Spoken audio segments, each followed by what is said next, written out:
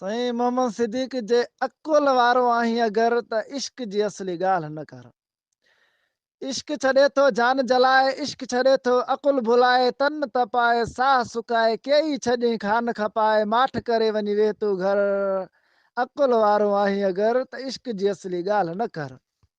मसद रियाज़ इश्क अजब ही दौलता, पाक खुदा जी नेमता, रंग लस्ती रियाज़ता, हर हिक रूह जी राहता, हक जो होको ॾींदो रहंदुसि, इश्क जी ॻाल्हि मां कंदो रहंदुसि।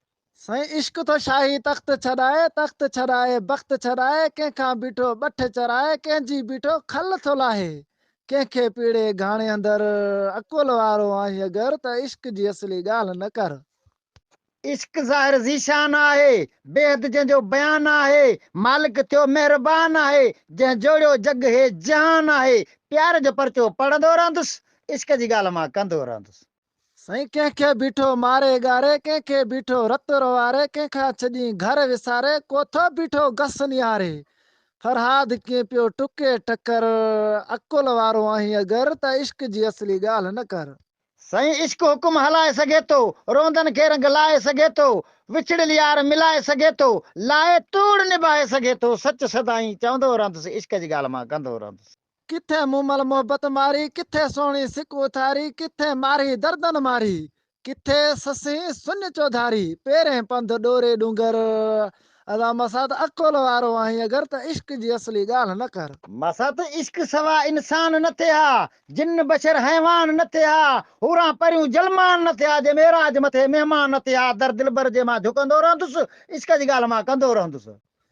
इश्क जो बारा बेहद बारी, रातियां ॾींहं इंतज़ारी, जीअ में झोरी बेकरारी, ताना मेहणा खल्क जी ख्वारी, लटा लीणू दर पदर। मसाद अकुल वारो आहीं अगर त इश्क जी असली ॻाल्हि न कर।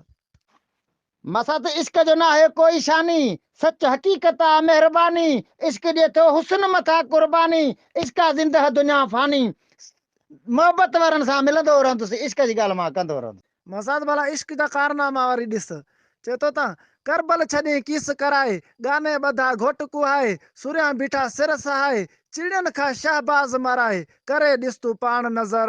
अकुल वारो आहीं अगर त इश्क जी असली ॻाल्हि न कर। मसद इश्क सचल सामी सजायो, इश्क बिटाई घोट बणायो, मस्त कलंदर लाल सॾायो, करबल जो मैदान मल्हायो, गम शबीर जो लिखंदो रहंदुसि, इश्क जी ॻाल्हि मां कंदो रहंदुसि। गुल मोहम्मद गोहर गाज़ी, इश्क जी आहे औखी बाज़ी, राज़ इन्हीअ में रब आराज़ी, ही छा ॼाणे मुल्ला काज़ी, उल्टो आहे हिन जो चकर। अकुल वारो आहीं अगर त इश्क जी असली ॻाल्हि न कर। मसद इश्क जो सभ खां आला मक़ामा, फैज़ फ़क्र जो पेश इमामा, इश्क हकीकत ज़िंदह नामा, गुल मोहम्मद गोहर गुलामा, पंहिंजे पीरीअ ॾे ॾिसंदो रहंदुसि, इश्क जी ॻाल्हि मां कंदो रहंदुसि, इश्क जी ॻाल्हि मां कंदो रहंदुसि।